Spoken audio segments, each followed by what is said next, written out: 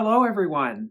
Today I'm going to be breaking from tradition of talking about music on this channel to talk about a television series that I have talked about and reviewed already 2 years ago.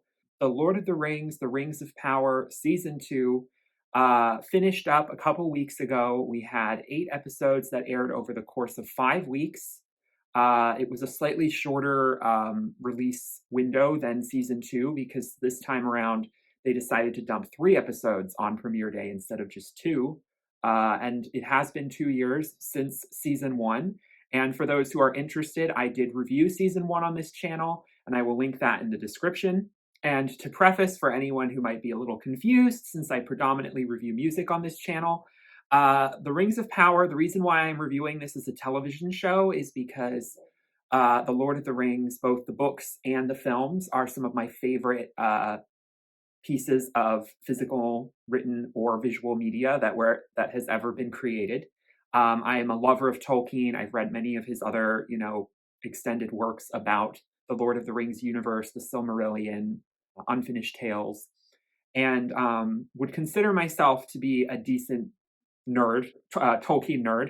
I don't go quite as deep into it as I could, and I used to know more. My Tolkien lore is always a little rusty. It's been many years since I've actually read the Silmarillion, but I have been a lover of the films ever since I was a child. When they came out, when I was in elementary school, I was just absolutely mesmerized and gobsmacked, and it made me read the books, and so on and so forth. So needless to say, I talk about this when The Rings of Power first premiered 2 years ago. I was very excited in 2017 when the news that Amazon was going to be developing this TV series, Race Around Tolkien's Middle-earth.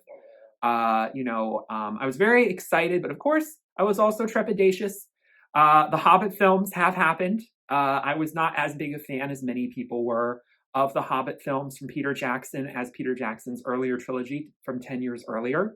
And it's something that is unfortunately becoming a recurring theme when it comes to adaptations of Tolkien's material, that it seems to be that the Peter Jackson films really were a diamond in the rough, and they are not seemingly being able to be replicated in any way that is successful or critically satisfying, both for the fans and for the general audience, in the way that the original trilogy was, all these years later, over 20 years since the films came out.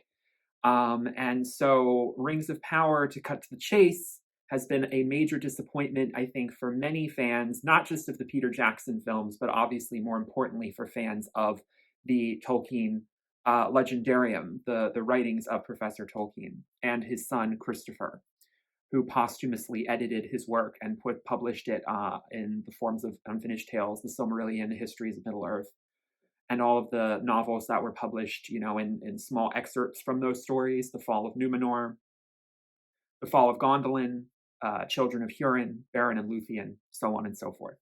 Well, here we are in 2024, and we now have season 2. This show was originally greenlit to give 5 seasons. Keep that in mind, back when Jeff Bezos ordered it. And so far we have had 2 seasons with 8 episodes each episode running a little over an hour to about an hour.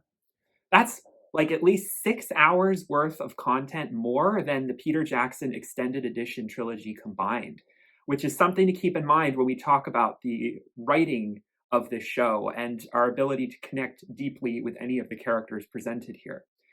Which is a huge glaring issue that this show has. It had it in season 1, and I regret to inform you, in case you haven't watched Rings of Power season 2, that a lot of the writing issues persist. And that's going to be the thesis of this video, but I want to go through all of it, the good and the bad. I want to also preface this by saying that this is going to be a nuanced video. I know there are a lot of Tolkien fans who are not even watching this series anymore, because they're so maddened and frustrated with the way the source material is being desecrated, so to speak. And I do understand to a degree where they are coming from, to each their own. But a lot of the engagement with it has been, very much completely rejecting it, calling it utter garbage, not acknowledging that there are moments of greatness in the show, or at least possible moments of greatness, at least moments that are worth watching. The show is not entirely straight up garbage. And even in season one, that was something I tried to make, my case for in the video I made about it. And I will start by saying, just to cut to the chase, that I do think season two was a marginal improvement on season one. I think that in some ways, where the story was going, they almost had to improve to a certain degree because the story is finally starting to find its fulcrum. It's starting to find its center, which it needed in season one, which was feeling so wayward, especially from the established lore. And in season two, we have a very strong plot line of Sauron, now disguised as Anatar, tricking Celebrimbor into forging the remaining 15 rings of power. The first 3 elven rings were forged at the end of season one, and we get the rings for the 7 for dwarves and the 9 for men in season two, which is, of course, out of the order of the lore. But that's actually one of the few things that the J.D. Payne and Patrick McKay are changing about, the showrunners are changing from the source material, that I actually don't really have much of a problem with. If it services the type of story they're trying to tell that overall fits with the narrative of the Second Age of Middle-earth, which is the show is trying to spotlight, then I let them cook. I'll let them cook on that. They can change the order. The One Ring is still coming at the end. And of course, this season, we did not see the formation of the One Ring, which I actually thought we might hear a little bit more about. But supposedly there are 3 more seasons. Well, I think Amazon's trying to walk that back just a smidge. And right now we are just sort of thinking, a season 3? I think we're going to do it. We probably will do it. But we want to, maybe see just a few more numbers on Nielsen before we fully commit. Let's see how the full season's viewership has gone through the numbers in the last month or so, because I do not believe it has been officially given the go-ahead, even though it has been hinted at and sort of insinuated that it is going to happen. And who knows, season 3 may very well be the last season of the show. I feel it is very unlikely that the show will go to 5 seasons, even though the 2 main showrunners are adamant that it will. And they're on the record about that, I think, as early as like a couple weeks before this season premiered, saying that. But, Amazon execs might be starting to look at some of the expenditures here and thinking, is this really worth the money? Because it is a very expensive show.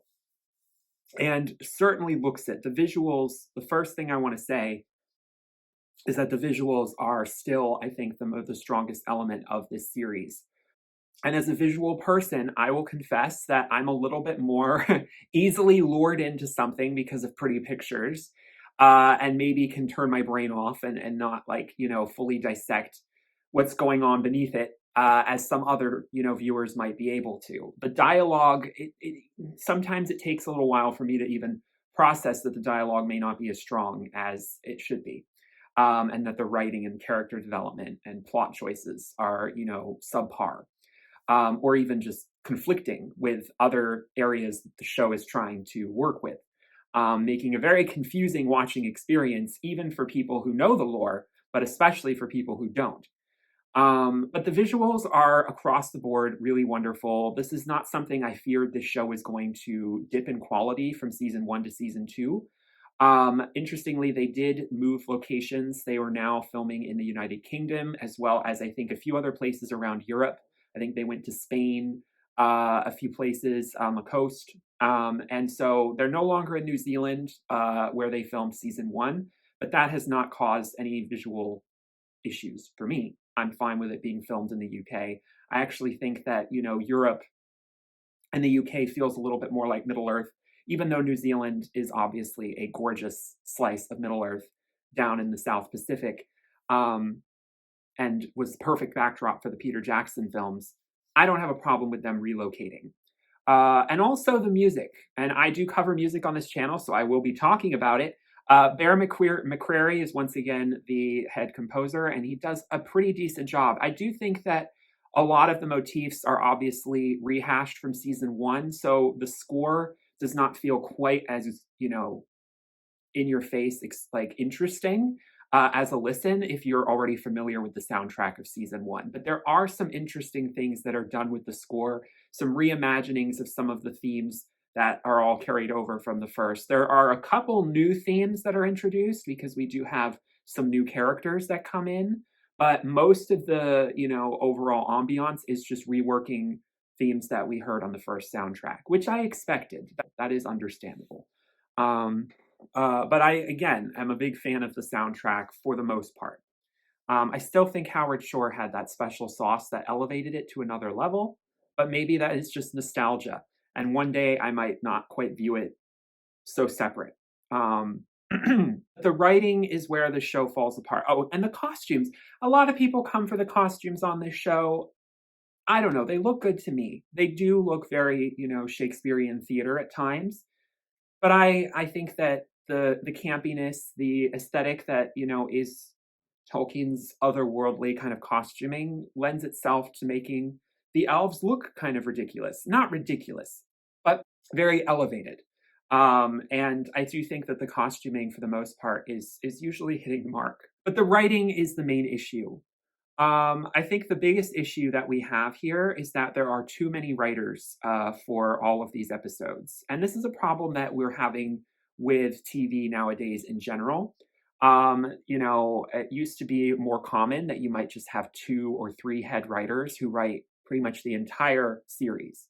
And that stays consistent. You don't have, these other writers coming in.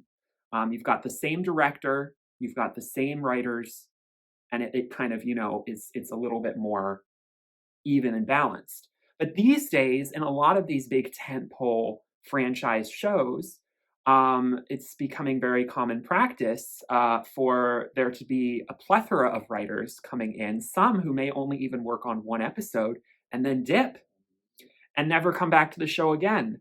And that is definitely the case once again in season 2. I mean, in season 1, let me just pull this up here. We had a bunch of writers who only appeared once or twice.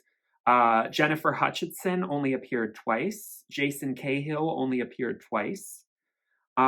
Justin Doble twice. And Stephanie Folsom only once for episode 4. And if we look at the season 2, we get less co-writers. We've got more just like one writer writing everything, but it is even more all over the place. There are so many episodes that are only written by one person. We have returning Jennifer Hutchinson and Jason Cahill, Justin Doble, and of course, J.D. Payne and Patrick McKay, the showrunners.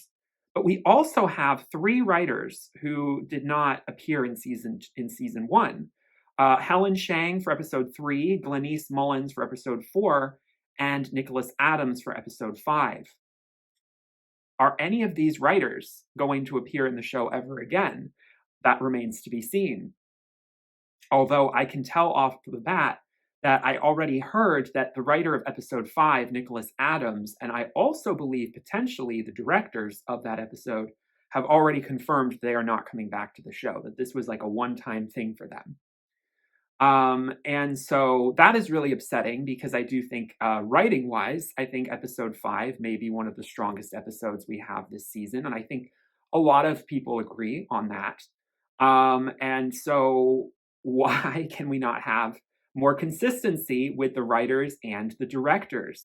Now, as far as the directors go, we have almost an entirely new team behind the camera, with the exception of Charlotte Brandstrom, who directed 2 episodes in season 1, who is now a co-director or sole director on 5 episodes, with the middle section being Louise Hopper and Sana Hamri. Now, and then they share, and they all mix it up. They all kind of find these different combinations to work. Charlotte Brandstrom, interestingly enough, I do believe she wrote one of the episodes of the hit FX series Shogun, which I thought was a really phenomenally made show. She only directed 1 episode, and I can't off the top of my head remember if episode 3, which I believe it was the one she directed, was my favorite of the season. I don't know if it was my favorite, but I felt like Shogun had a much more consistent feel, even though there were different writers coming in. It is a problem that, you have across a lot of these shows. This is not a specifically Rings of Power problem. I want to illustrate that. Game of Thrones has this issue. House of the Dragon, the follow-up, The Witcher. The Witcher had serious issues with this. A lot of these shows, especially for these big streaming services, are designed this way. And I just don't get it. I don't understand why we can't streamline the team a little bit. Because what it does is it ends up making your entire show feel so disjointed. It makes the quality so uneven, and it makes it feel like people sometimes are not communicating with one another, even though I'm sure they are. Obviously, they have to be so that they're not going too off script. That it feels a lot like, these writers and directors are completely disengaged with one another. And it makes the product just feel like a mess. I think the common consensus that I think most of us all can agree is that this show would be phenomenally better if they removed the plot line of Gandalf, the stranger, and the two Harfoots, Nori and Poppy, wandering around in Rune doing God knows what, from the entire season. If they could have at least erased all of that plot line from this particular season, I think it would have been a much stronger show. Consistently, the Nori, Poppy, and Gandalf, the stranger plotline, he was revealed to be Gandalf at the end of the show. I think we all saw that coming. There was a lot of like, was he Gandalf? Is he Gandalf? We're not sure. We're not going to tell you, but it's Gandalf. Wink, wink. It's very clear what they were doing since the end of season one. That this whole plot line serves no purpose in the entire in the west of Eregion and the Rings of Power, and even the Numenorian plot line, which also did not really feel very well connected to the Eregion plot line this season. I would also argue that Numenor should have probably been ignored this season as well. Give them a season off so that story can be properly told once the Eregion plot line is a little bit more done and polished.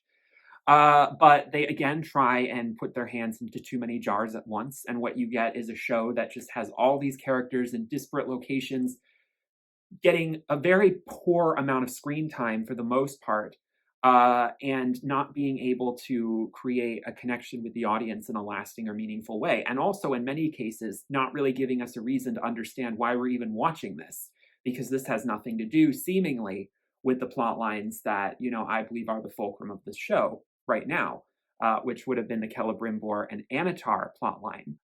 So I do think episode 5 was the strongest episode, mainly because we do not get any Tom Bombadil, we do not get any stranger, Nori, Poppy kind of craziness, any of that, which was really a slog to watch. I mean, I guess I should probably just go through briefly my thoughts on all of these plots that we see in the season and the story arcs that we have. But the reason why episode 5, I believe, was strongest was because the show was doing its best at sticking to where the season felt like it needed to be. We got to see Sauron's deception and his, ability to manipulate the minds of those he's trying to control, I think excellently portrayed by Charlie Vickers and Charles Edwards, who played Celebrimbor and Anatar, respectively, very well in those scenes. We also got some great dwarven scenes where we got to see one of the rings for dwarves, worn by Durin III, start to subtly influence his decision-making and corrupt him. It wasn't all at once, like the show started to make it feel as we got into later episodes. It was a nice, gradual, Bilbo-esque takeover. And I thought that was done pretty well. And also in Numenor, I think we got some of the most compelling emotional moments, especially with Elendil and the struggle that he is facing with the, growing rift between the faithful and the Kingsmen. Again, I'm going to assume if you're watching this video that you know some of the backdrop and lore, so I don't have to go deep dive into all of that stuff and be like, what is that? What is that drama about? One would probably know if you're a fan of Tolkien, you're probably going to be watching Rings of Power reviews. But, if you're not, I wouldn't blame you for being a little confused by that storyline because it's not very well articulated yet, either in season 1 or in season 2. I still feel like they're dropping little nuggets of it here and there where they're showing how the men of Numenor are starting to become more resentful of elves and of the Valar, who are the gods of all Middle-earth, who live in Valinor to the west. But they're only slowly like drip feeding that. And obviously, the Numenor plotline does take place hundreds of years after the Eregion plotline. So it makes sense that right now we focus on the forging of the Rings of Power and Anatar happening there. Sauron, Anatar, he rebrands himself. He does it actually 2 times in this season, and I actually don't have a problem with Sauron basically being a Time Lord from Doctor Who can regenerate. I kept thinking about that every time he kept shape-shifting. Although we do have the same actor playing him as Anatar as Halbrand, of course, which is how he appeared in season 1. Spoiler alert, this is going to be a spoiler video for those. I should, probably put a thing at the bottom at the beginning of this video to preface that. But, spoiler, Halbrand is Sauron. That is revealed at the end of season 1. And yet, for some reason, they don't do Gil-galad and Galadriel and Elrond do not do a good enough job at warning Celebrimbor about this. They really make it difficult to believe that there wasn't more that could have been done from the elves in Lindon and Galadriel and Elrond. As at the beginning of the season, they're rushing back to Lindon to tell Gil-galad. And it's like, well, that's all great, but we might want to tell Celebrimbor first. Yes, Celebrimbor is sort of told to be wary of him, but he is not told who he is. I believe he is just told not to treat with him anymore. And that's what he says when Halbrand shows back up and says, oh, I'm just going to hang out here until you let me in because it's raining, play on his sympathies. But once we get Anatar in the room with Celebrimbor, I think that their dynamic starts to feel a lot less forced. It starts to feel a lot more like how it should have been told based on a lore perspective. The way that Anatar was able to deceive Celebrimbor to forge these rings, particularly the rings for men, which Celebrimbor is really against. Men are, very corruptible. It is a much riskier move to do such a thing. And so the way that Anatar ends up getting him to do it, I thought was actually very clever and well done. There's some plot holes in all of this. I could spend forever going and dissecting through each episode and pinpointing them. But overall, I think episode 5 has probably the least. And so it feels the most believable and perhaps the most lore accurate, with some genuinely very emotional scenes that make you care about some characters. There's a death of a character in that episode that is genuinely upsetting, that has you sort of at the edge of your seat. And, that doesn't happen very often in this show. With regards to the Eregion plotline, since that's what I'm talking about right now, we have this character of Mirdania, who at one point is sort of subtly kind of coming on, or Anatar is subtly coming on to her, which at one point I wasn't sure exactly where we were going with this, but I can understand having some other character besides Celebrimbor be a part of this story. There sort of does need to be a third who's witnessing the two and like from an outside perspective. But then, she's of course killed. A lot of these, secondary invented characters do not survive. We have Arondir, who is an elf from the first season and one of the stronger elven characters. He feels, as many have said, the most Tolkienian in that he's got the Legolas quality to his ability with a bow and his athleticism, but he also has this way of carrying himself that is elevated and sophisticated, deeply in tune with nature, deeply heroic, chivalrous. It does feel like he embodies a lot of these sort of high elven principles the best. He almost dies, but then he comes back in the big battle against Eregion and the siege with Adar, who is an invented character that was, according to some sources, supposed to die off a lot earlier in the season, but Simon Tolkien, we'll get to him, decided he wanted him to have a more staying presence in the remainder of the series. And I will be honest with you, he was recasted as well. I actually don't have too much of a problem with the Adar plotline, besides, of course, a couple plot holes here and there. Even though he's an invented character, I actually see what they were trying to do with sort of placing a dubious, is he evil? Is he fully corrupted? Is he redeemable character against Sauron, against Galadriel and the elves, to create this triangle, which creates this tension that, I can see where the appeal to write a story like that might come from. You do have to execute it well, though. And so I think there are moments where I buy into it, and there are others where I think it's conflicting with its own logic. There are a lot of moments where I think Adar is kind of working against himself, and he should know better than to sacrifice so many orcs to siege Eregion when he could just happily live in Mordor and the elves could take care of Sauron for him.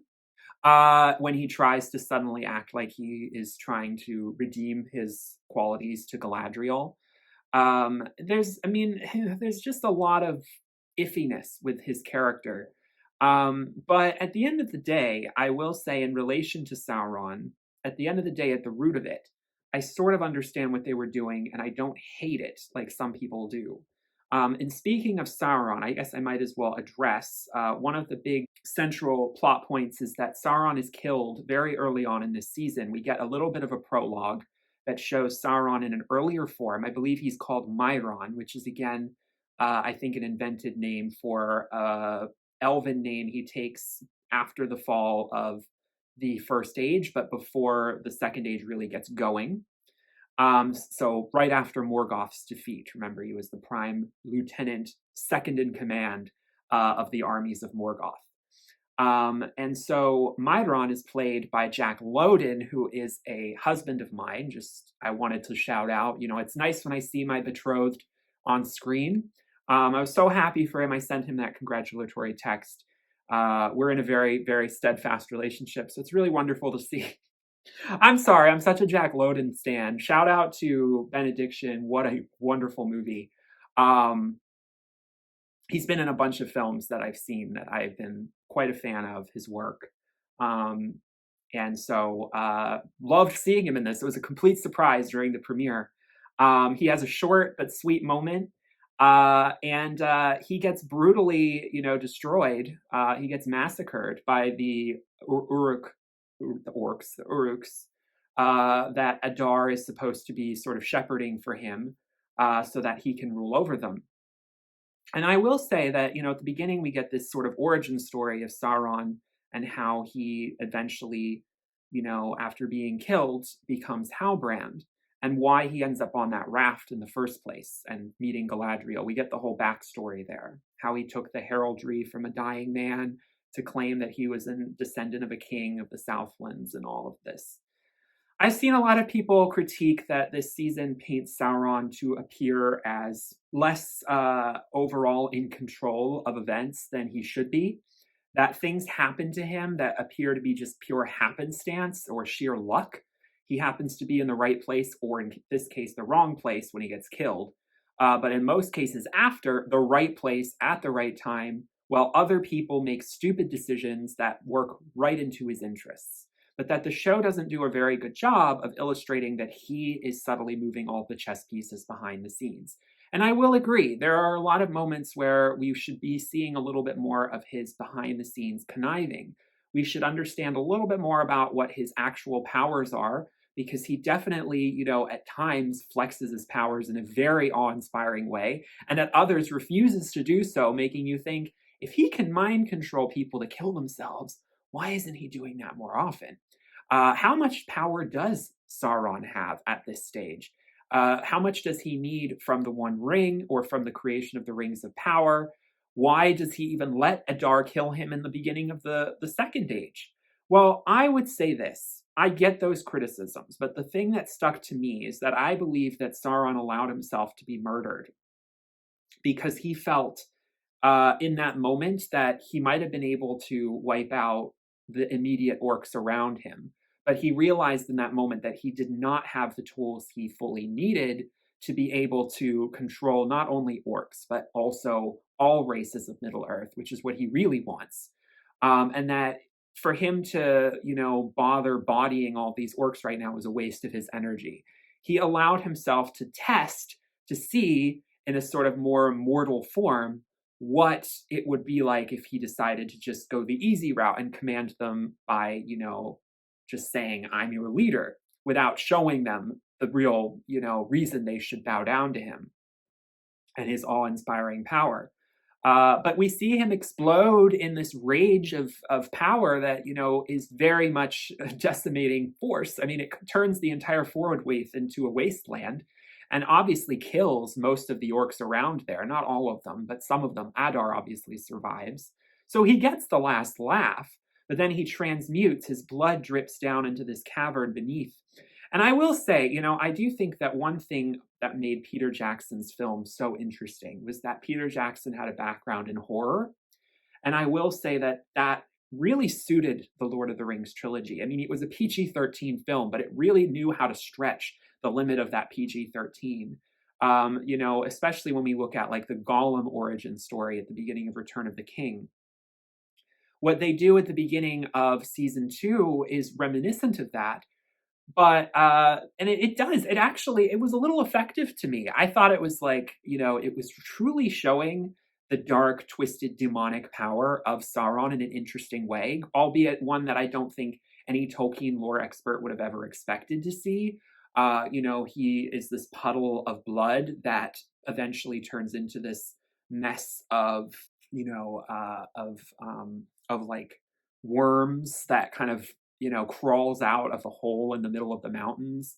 It's a very, Lovecraftian gothic horror sort of origin story, which, I think fits with how dastardly Sauron is. Maybe the execution of it could have been done a little differently.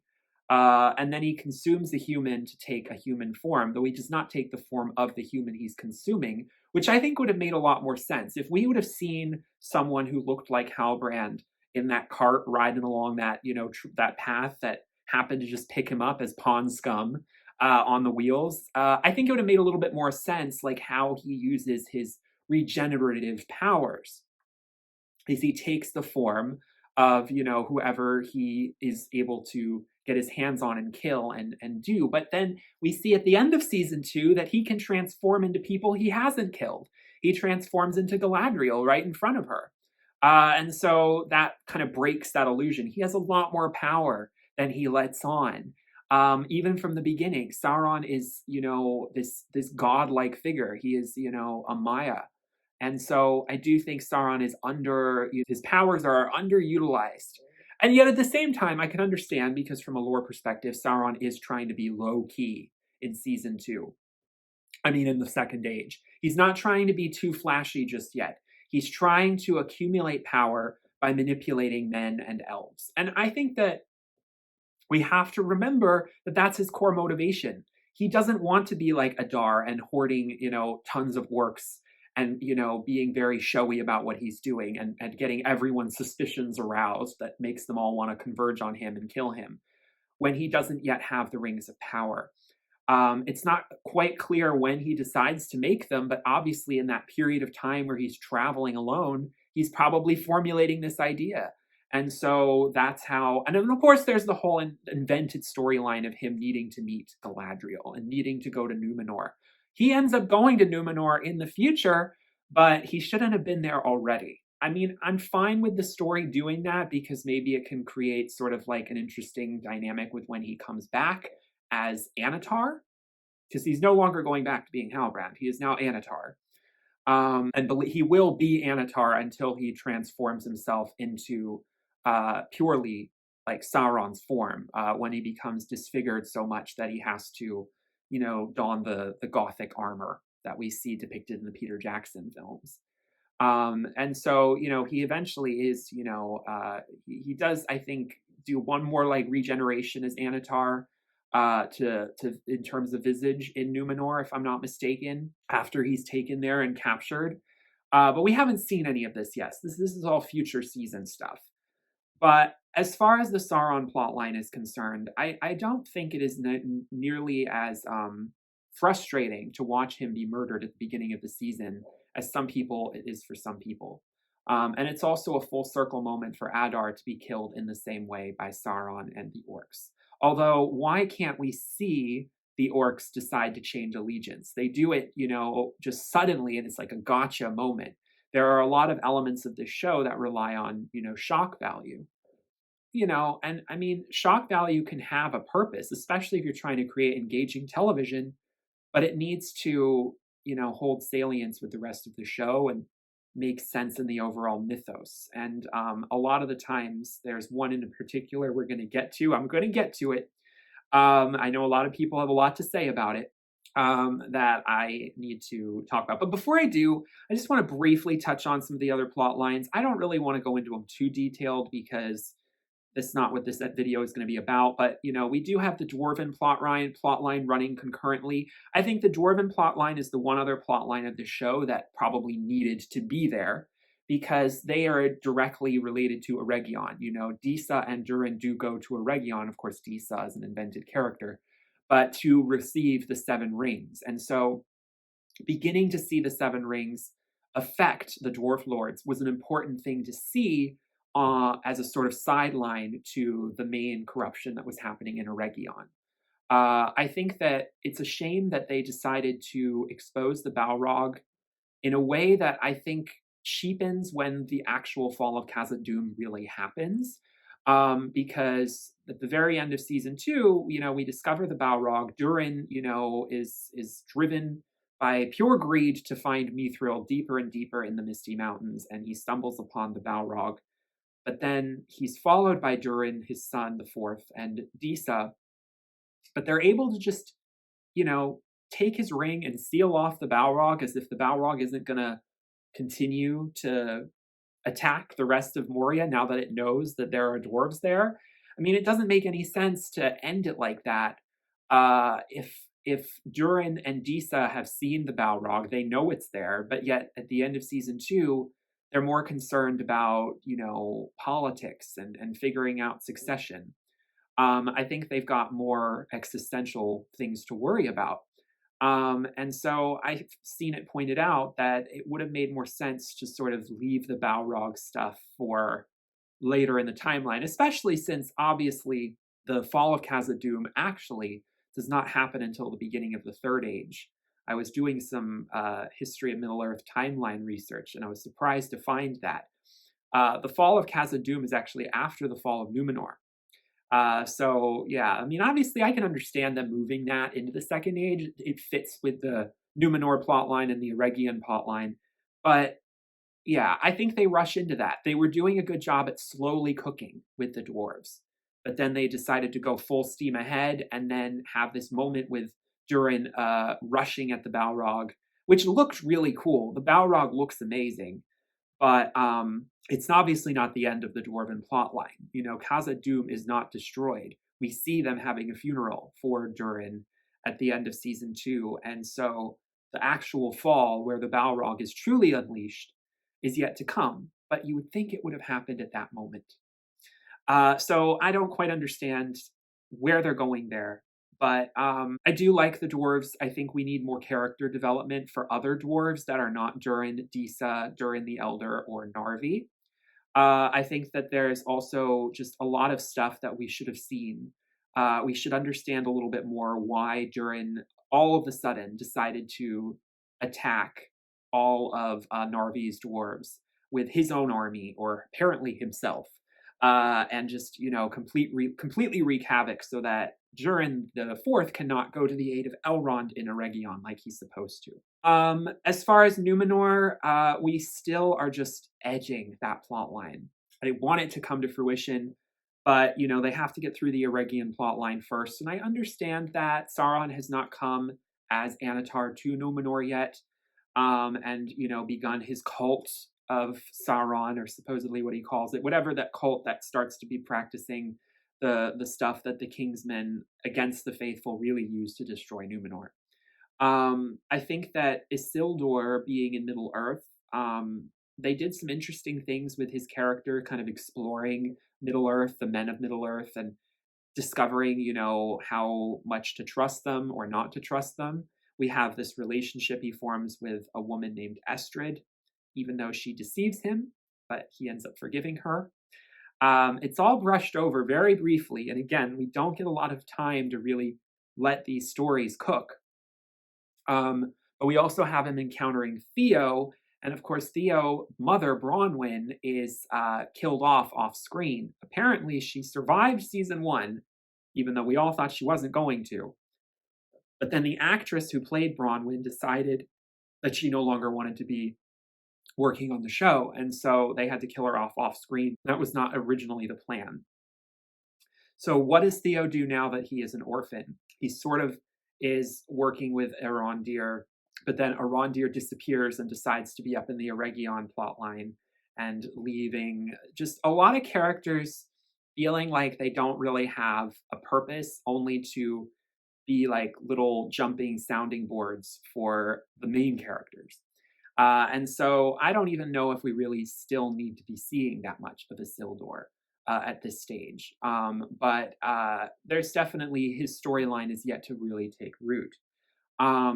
As far as the Númenórean island is concerned, our Pharazôn is, I think, pretty well cast to show a ruler who is turning into a, megalomaniac and a despot.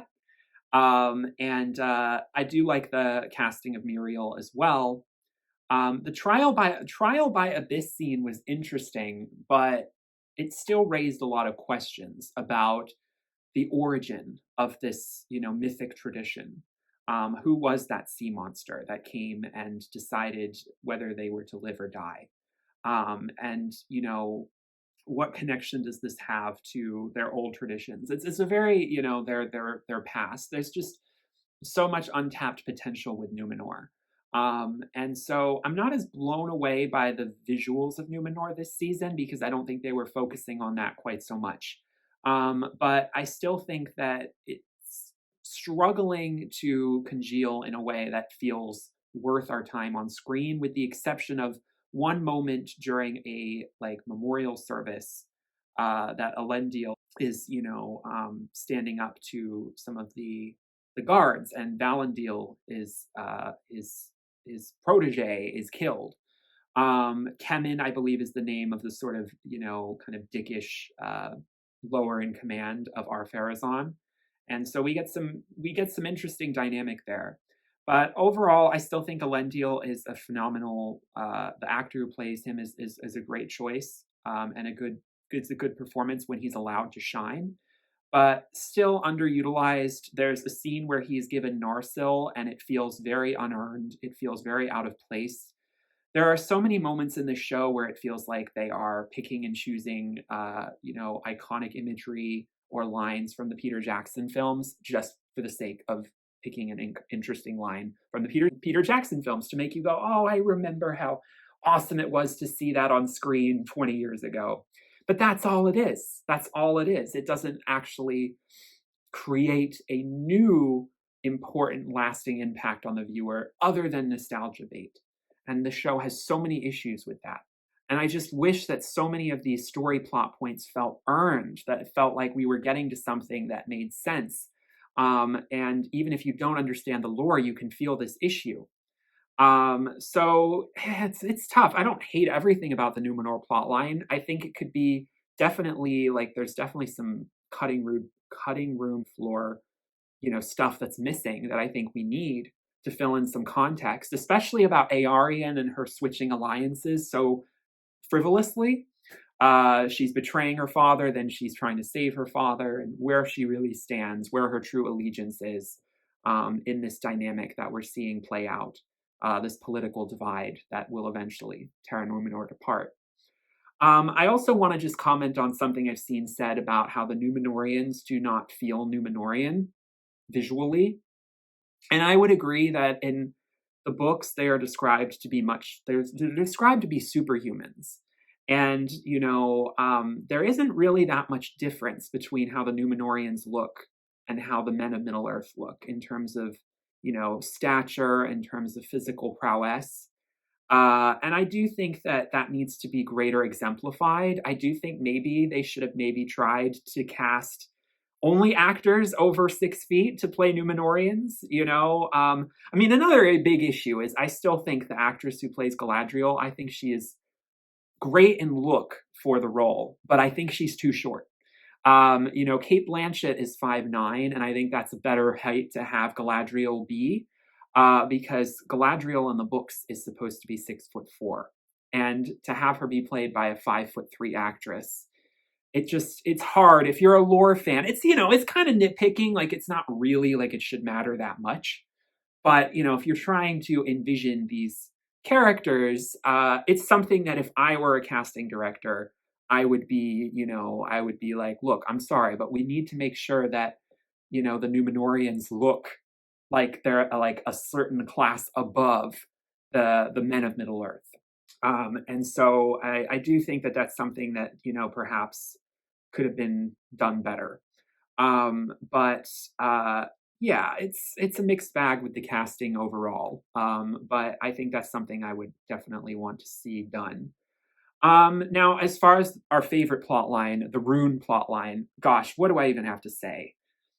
It's as I've seen it pointed out before. It's a bathroom break for the show.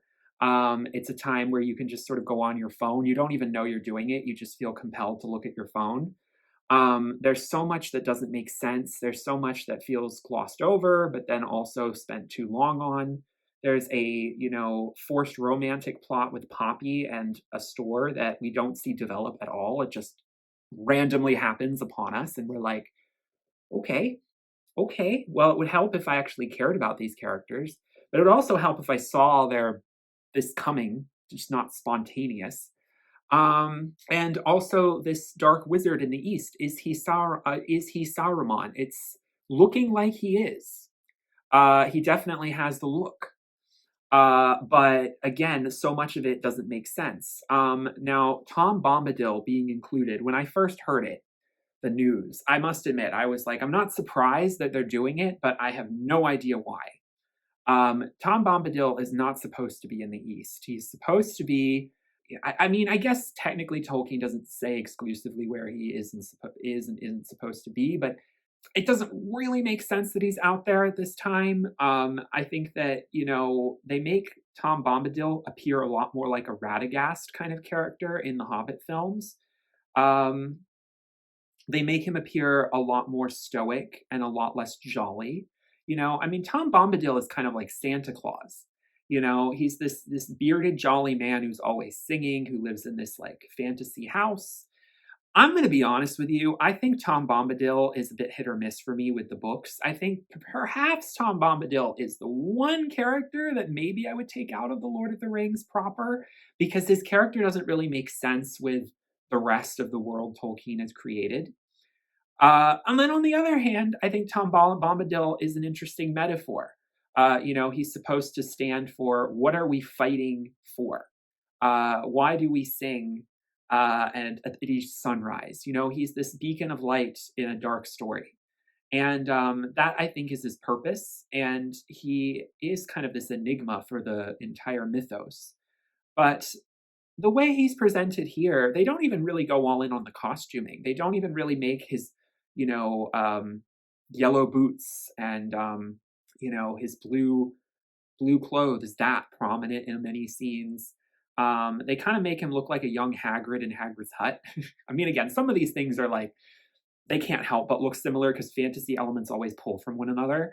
But I kept thinking about that. I was like, this is just young Hagrid. This is just Hagrid, meeting Gandalf that doesn't feel Gandalfian to me yet. I mean, he's saying some lines that are Gandalfian, but I just don't buy that this is how Gandalf comes to be. I don't know. I don't like this story of him coming so early in the Second Age when he's not supposed to arrive until the Third, until after the fall of Numenor. I thought the whole point of the five wizards coming to Middle Earth was because of the fall of Numenor.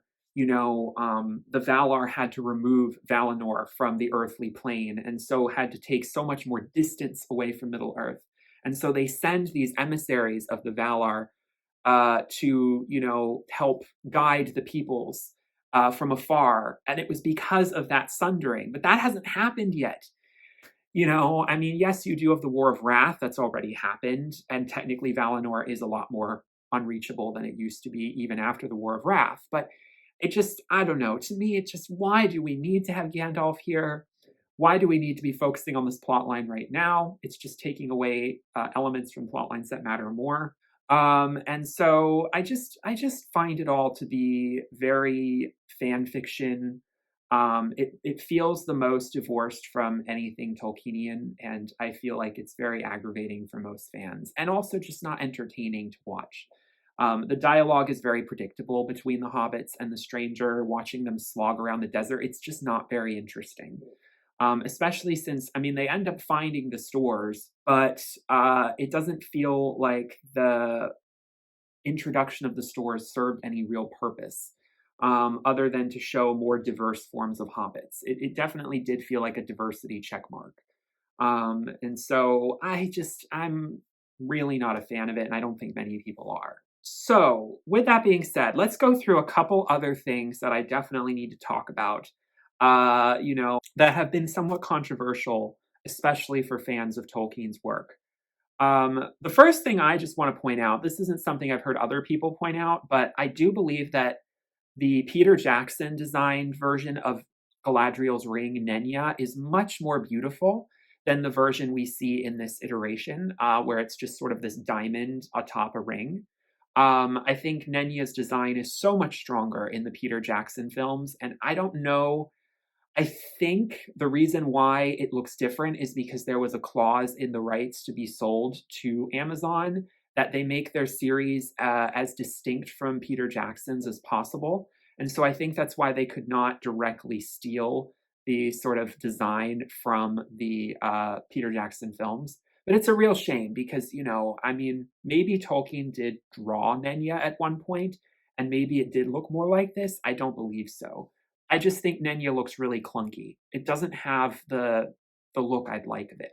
But we've got to talk about the elephant in the room here, which is there's a scene in episode 7, I believe, where Elrond and Galadriel kiss.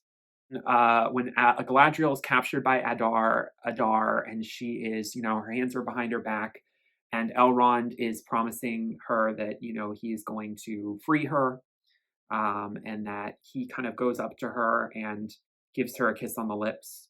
I've seen people, the definition of rage clicking, shutting your laptop and throwing it far away from you into a lake.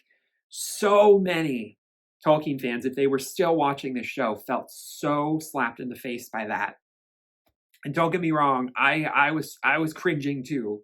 The only thing I feel I can do, which would provide maybe some discourse I haven't seen on this topic already, because I've heard it broken down as to why this is so problematic, why this is such a slap in the face to anything Tolkien ever wrote. Because Galadriel would actually go on to be the mother-in-law of Elrond, because Galadriel's daughter is who Elrond would end up marrying, Celebrian, who we have not yet seen, who has supposedly not yet been born. And I would think that would have to be the case. In this timeline, Galadriel has not yet given birth to Celebrian, and if that is the case, here is my defense of it. I still think it was a stupid inclusion into the show, and I think it was just for shock value. It was just to potentially generate buzz around the show so that it would get some attention, so that even if it's hate watching, you get people watching it, which is a really horrible decision that they're making. It's very cynical. I wish Amazon took the show more seriously than that. The thing you have to remember is that elves do not age after a certain point. Elves look youthful for thousands of years. So the one thing you do have to consider is that we put, weird human connotations into how cringy it is that Elrond might kiss Galadriel and then eventually marry her daughter. Here's the thing. When you have elves who all look the same age, who are all thousands of years old, some are more thousands of years old, but if you're 5,000 years old and you've got another elf that's 7,000 years old, they're still going to look the same age. You start to get into some questions about, age differences in relationships. And realistically, I don't think Tolkien thought through this at all, but is it actually that strange at the time if in this show's storyline, Galadriel is sundered from Celeborn, she thinks Celeborn is dead, so she's essentially like a widow in her mind. She's, technically still married to him, but he's supposedly missing. So she's assumed at this point that he is dead. Again, we should see Celeborn come at some point. I'm hoping in season 3. Why have we not had him introduced yet? Good Lord. I think some people were worried that Adar was going to be Celeborn.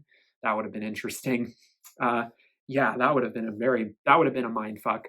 But the thing is that you have to consider, is it that implausible to imagine in the lifespan of an elf that Elrond might have had a crush on Galadriel before, hundreds of years before Galadriel even had Celebrian?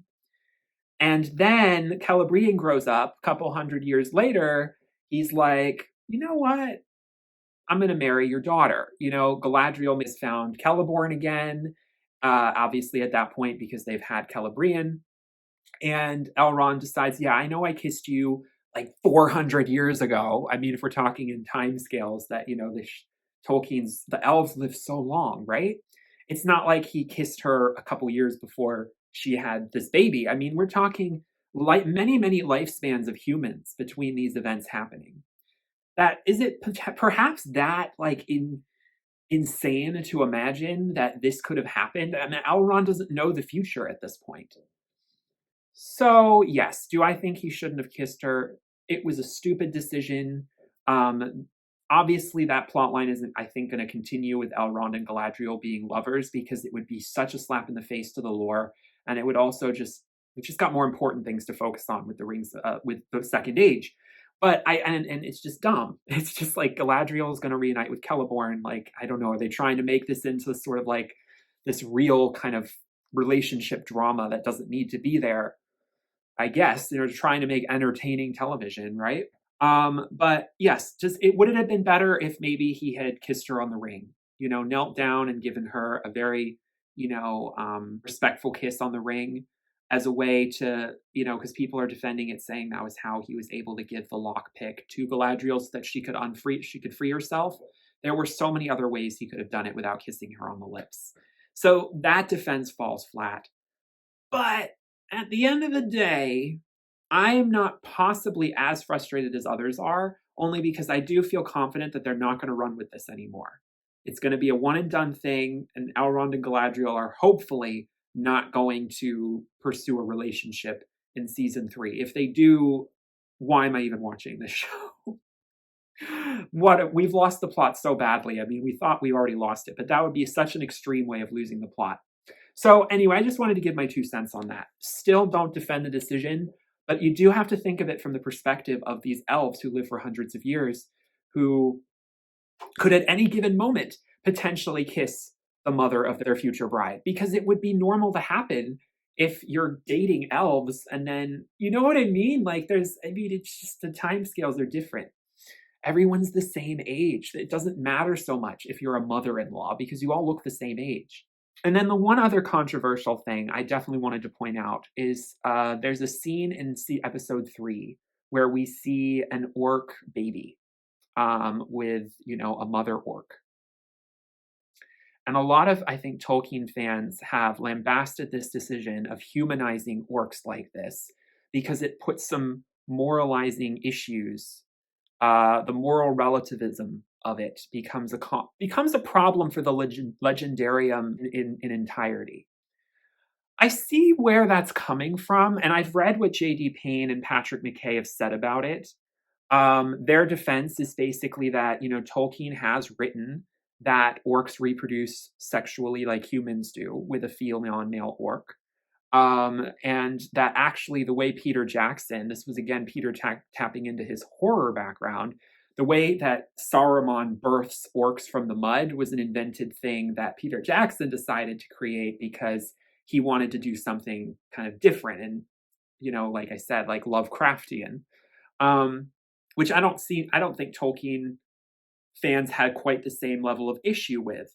But where they're having an issue with here is that it raises ethics questions about genocide, and especially, in the Lord of the Rings films and books, Aragorn and Gandalf and, all of these warriors are just decimating orcs indiscriminately. And if you give orcs, real emotions, if you give orcs agency, beyond just being what I think has always been interpreted as sort of like um, zombies who can't think for themselves, whose only instinct is to kill, whose only instinct is to even destroy each other. They're not even like good to each other. They're just truly, demented forms of thinking and creatures. They're twisted, dark, mutilated elves in the Legendarium. That's how they were originally created in the First Age. People are saying, yeah, if you show orcs to have, somewhat of a sense of caring for children and having families and thinking about who is going to look after us. Is Adar our proper leader, or is Sauron going to be kinder to us? It raises these questions because I think most of us have always assumed that orcs just represent blanket evil. Sauron is blanket evil. And that way you don't have to, put any of this nuance into the discussion about morals and ethics. But I also think that in the modern age, it could be interesting to think about. I personally don't have as much of a problem with it as I see a lot of Tolkien fans do. I think that it makes sense to see orcs giving birth and having children and potentially even caring about those children. Orcs obviously are going to believe in orc supremacy. They're obviously going to have a skewed kind of thinking based on their way of being brought up, on their level of awareness about the world and themselves. But I don't think it completely undermines the Legendarium to show orcs breeding in that way. I think that that's just a question that some people don't want to grapple with because it turns the Lord of the Rings into a more complicated, and in my opinion, interesting story. I think also something that I would sort of argue is that perhaps once Sauron does get the One Ring, that orcs become even more become even more subservient. They become even more deranged, and that the orcs that we see in the Lord of the Rings era are not the same orcs we're seeing in the Second Age, who at that point are still a little wayward. Their allegiance is to whoever is promising them the best thing, but they're not yet under the rule of the One Ring. And also Morgoth is gone, and has been gone for quite a long time. And so perhaps we see orcs at one point potentially being freed from the shadow of Morgoth before Sauron comes in and stamps his, rigid, he reinstates that sort of authoritarianism over them and, completely, shutters them to any rehabilitation. Because Adar is not Morgoth. Adar is not Sauron. He is an elf who almost became an orc, but is sort of like a step above. He didn't fully go all the way. And so under Adar, it's not going to be quite the same as it would be under Morgoth or Sauron. And so I think that's how I'm interpreting it. I think it would be very different if we were to see, orcs under Sauron being, potentially redeemable characters, because then it would, create, a real issue with the idea that, at the end of the Third Age, every single orc is purged off the face of the earth. Aragorn just is like, destroy them all, like genocide, literally. And so, what about the orcs that could have been, after Sauron's fall? What if they could have been redeemed? What if they could have, cohabitated with humans and elves? And so that's something that it raises that question, but it doesn't bug me as much because I like seeing characters be more humanized. But I know that in this day and age, it's hit or miss for some people. They want their villains to just be villains. They don't want, the complicated backstory that allows some wiggle room for like, oh, but I kind of sympathize with him in this one area. It's like, no, Morgoth is pure evil. Sauron is pure evil. And orcs are little minions of pure evil. And you don't second guess that. And we're not saying Morgoth and Sauron are, even the show makes you sort of pity Sauron at a few moments, even though I don't buy it. I don't think the show's actually making you pity Sauron. I think they show him as a very conniving and cruel individual. But the orcs at that time, I don't know. I see them as potentially being caught between two superpowers and just trying to find their way. So those are the things I mainly wanted to touch on. As far as the overall season, I think that, the episodes where we don't get any Nori and the stranger plot lines are some of the stronger episodes. I think that, the way the season ends with the foundation of Rivendell is, interesting. However, I think Galadriel is really she takes quite a beating at the end of the series, and it's hard to imagine how she survives it. Obviously, we know Galadriel cannot be killed at this stage, but it's just absolutely insane that she falls from such a great height and does not die when she jumps off with the ring. And there are just several instances where I just am like, we didn't need to do this. There's a better way to write this story. And that's why I sometimes really just want to get in that writer's room and be like, what are we doing? But the other thing I definitely want to sort of come at is the fact that I've seen a lot of Tolkien fans say that some of the writing on this show is so laughably anti-Tolkien that none of them probably even read, well, let alone read the books, but even watched the films. And to that I say, I can't speak for them reading the material, but they're probably more familiar with it than you think if they're involved on this project. And at the end of the day, the pointing of fingers that really should be done by all Tolkien fans should be at Simon Tolkien, the head of the Tolkien estate today, the grandson of J.R.R. Tolkien. Simon Tolkien is a consultant on this show. He is the head consultant. He is the liaison between the Tolkien estate and the writers. And I believe his role is largely to read the scripts, provide input if he'd like. He does have veto power. However, it has not been revealed if he has ever exercised it. And also, he has the job to make sure that none of the scripts infringe upon rights that they do not have, i.e., rights to anything published posthumously after J.R.R. Tolkien's death. So all of the Christopher Tolkien books, which again are still not up for sale. And I don't know if they ever will be. I saw someone actually interestingly point out that AI may eventually force them to sell them in a couple years because, the AI does run into some issues with, people generating, redundant storylines off of that work. That they might be put into a position where they have to sell to protect the sanctity of the work. And I do hope they do at some point. But when you look at the Rings of Power, you can sort of argue that they were right. Christopher Tolkien was right. He was wrong when it came to the Peter Jackson films initially, but then the Hobbit films kind of proved his point. Christopher and Simon have had major disagreements.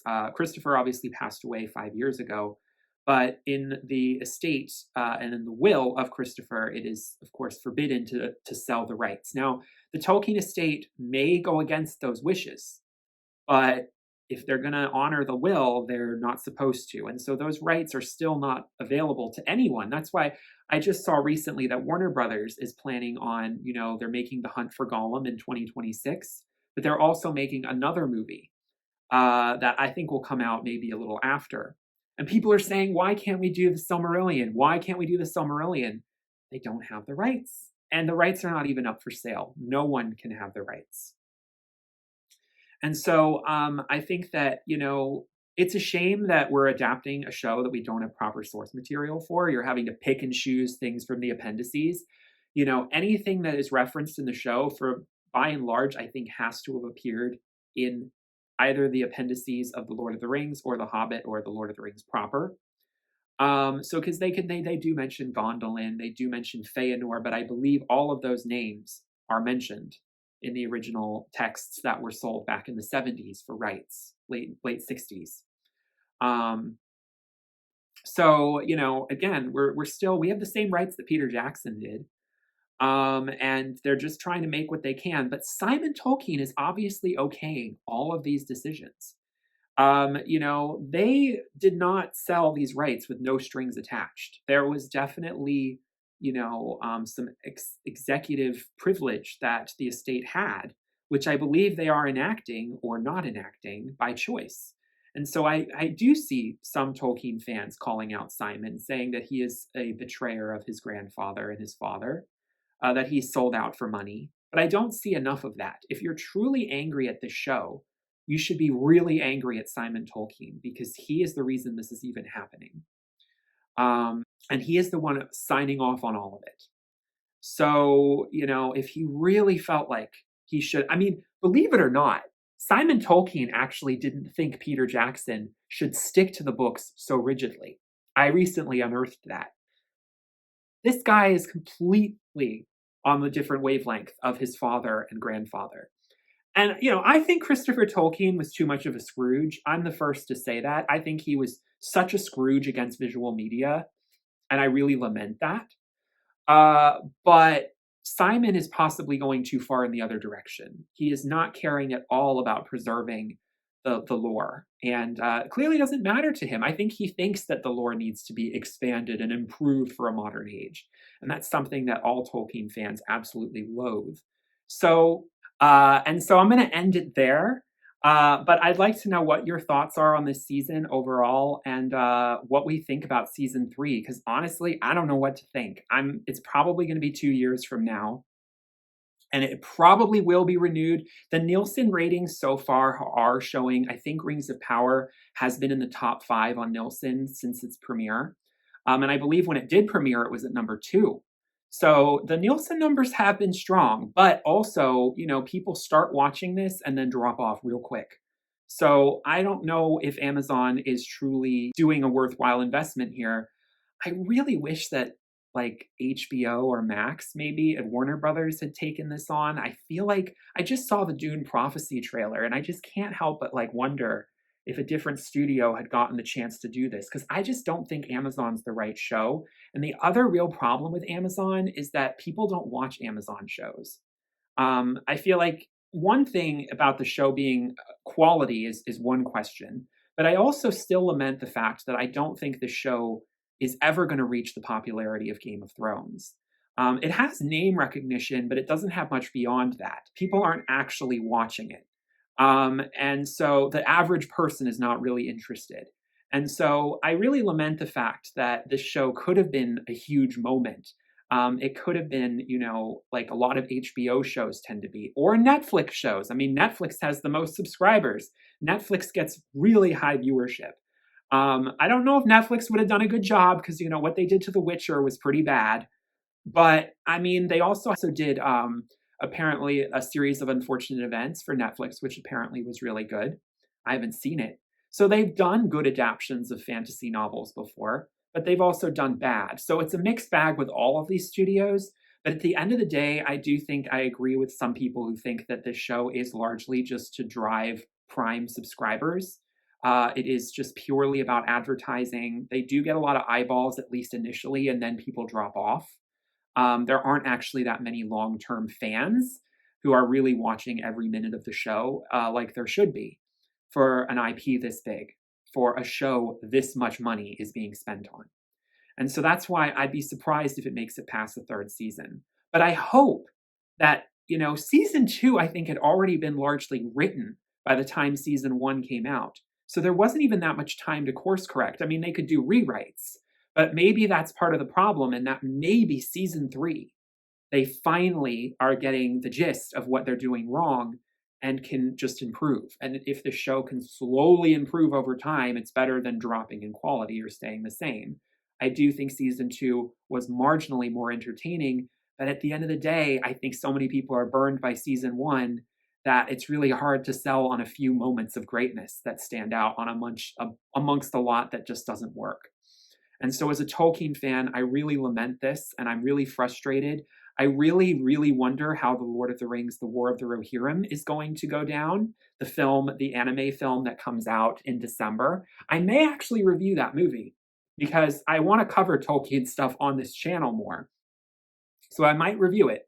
But I'll be very interested to see how that goes. I'll be very interested to see how these Warner Brothers movies go, The Hunt for Gollum and whatever the other movie is going to be. Thankfully, we know The Hunt for Gollum is now only going to be one film. So the other film is probably going to be about something else in the Third Age, most likely Gandalf. I would like to see an Aragorn origin story, but we'll see what they choose to do. But is the Peter Jackson films going to be a lot like the Silmarils, in that Feanor created something so amazing that people would try to imitate for eons to come, but would never reach the same heights? And Celebrimbor himself says that. And there's an interesting metaphor there for the way that the Lord of the Rings IP has been treated since the original trilogy came out. it was so brilliant, and then the fall was so hard. And it's just, are we ever going to be able to get back to that level? And I hope that the War of the Rohirrim is, because it's got Philippa and Fran and more of the Peter Jackson team behind it, that there is a little bit more of a backbone for that show, for that movie. But we shall see. Time will tell. But let me know your thoughts. Again, I'm trying to be fair. There are some great things, but mostly a lot of mid and then quite a lot of bad. We do get some other things like Entwives, and we get Barrow Rights. None of it feels quite like it should have been introduced the way it did. Even though the Barrow Rights make sense to be introduced, I don't really think that I don't know. I'm just kind of like, it's just mid. It doesn't blow me away with how they executed some of this stuff, even if it looks good in terms of CGI. So I'm just not sold on the way this show is coming together. And I just really hope that if there is a season 3, that they can learn even more from the missteps that they're taking, the critical feedback that they're getting. Because this show is just, it needs to respect the lore more. It really does. But even without that, it needs to respect its own logic, and it doesn't do that most of the time. It makes decisions and then goes back on them in a way that makes the own story logic not make sense. Forget about the lore. The own story needs to be compelling. And that's a big problem that this show has. It's just not compelling enough to most people, especially people who are not familiar with the source material. Thank you all so much for watching. I hope you enjoyed this video. I will see you all in my next one. Peace, love, and light. Bye.